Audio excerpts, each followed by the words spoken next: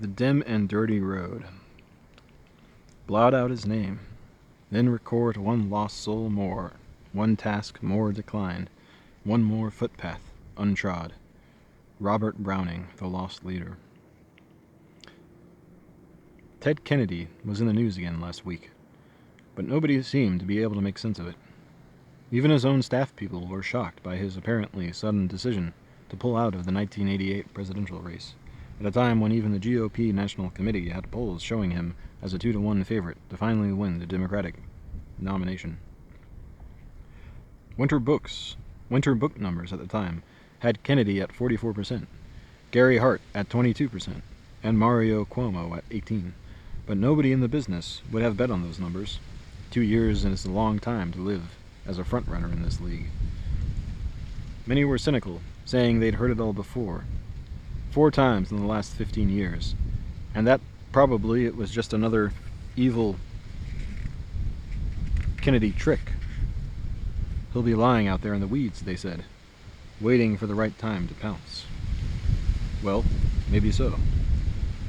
But others called the move wise, then cursed the senator in private for pulling them through 16 years of ruinous political agony, for a flawed dream that was doomed from the start.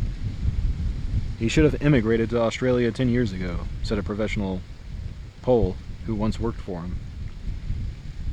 Once we put that woman in the water, it was all over. Which is probably true.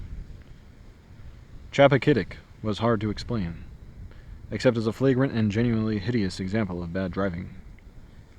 The details remain hazy, for reasons that were never made clear or even acceptable, but in the end, it was mainly a matter of a grown man on his own turf in his own car who couldn't drive in a straight line across a short bridge.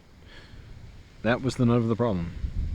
He could soar with the condors and crawl with the wildest of swine, but when the deal went down, he was simply a bad driver. There are people in Washington who will tell you that Ted Kennedy would be president of the United States today if he'd ever learned to drive. I have had my own problems with bad roads and wrong cars from time to time, and tonight it happened again. The moon was full, and there is not a cloud in the sky.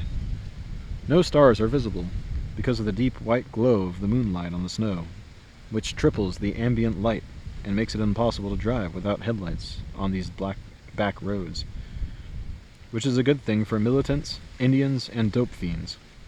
Not everybody needs headlights. There are those among us who can race through the frozen mountains like slot cars, with no lights at all, and never even drift on a curve, or come up too fast on a bull elk. Indeed, there is no need to mention this business of driving without headlights, except that the lights suddenly went out on my recently rebuilt and totally overhauled Volvo tonight, and I had run the last 5 miles to the ranch by nothing but the light of the moon. It was one of those decisions that would probably make most people nervous. I was driving out from town after dinner with some people from Miami, and my first hint of trouble came when I sensed that the moon was brighter than my headlights. Which is wrong, as Mr. Nixon said, and it immediately raised questions in my own mind about the true credibility of my night vision. When your headlight beams start looking like the dim glow of some antique Aladdin's lamp, and even dimmer, like votive candles, it is time to seek professional advice. Never mind the unholy moonlight. What happens next week when it's gone? Not even Sitting Bull could drive at top speed in total darkness. Maybe the time has come to see an eye doctor, one of these quacks who runs ads on TV saying to come in and take all of the tests. $49.95, guaranteed to correct all your blindness, make you see like a mountain goat. I was flirting with these ominous notions. Too many years on dark roads, too many scars on the retinas, when my headlights went out altogether and the road became like the ocean, as if I were driving a boat. There are no street lights on the sea. We all drive by maps, or buoys, and distant markers, and nobody has any headlights.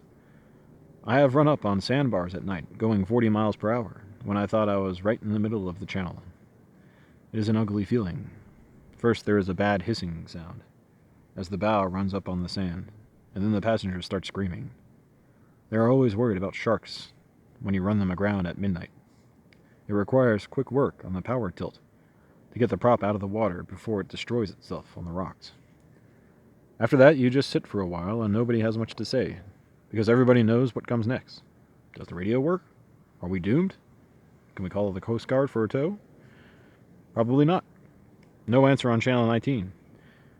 Get out in the warm salt water up to your knees and your neck and drag the bugger off by yourself. Even a small mako like mine can weigh 3,000 pounds, and that is an evil burden to be hauling around in the ocean at midnight. It will move about 2 inches every 6 minutes, depending on the rise of the tide. It is like dragging a Buick with 4 flat tires across a gravel parking lot. These things happen to people who drive at night with no lights, on the ocean or anywhere else. Ted Kennedy is in town this week, along with Donald Trump, and Anand Khashoggi, with his squadron of black-shirted bodyguards. People are afraid. There is also Prince Faisal, who comes every Christmas with his brown-eyed, olive-skinned girls and eunuchs to guard the driveways. The Arabs are curious people. They are not much for running at night on the ocean, but so what? That is not their gig. They have learned our highways well enough, with or without headlights. They don't drink whiskey, so they can do whatever they want. Where will it end? Mount Etna is erupting again, and George Shultz is about to be fired for reasons of national security. There is no respect, and there is more than one hog in the tunnel. Carpe diem. Prepare to eat or be eaten. December 30th, 1985.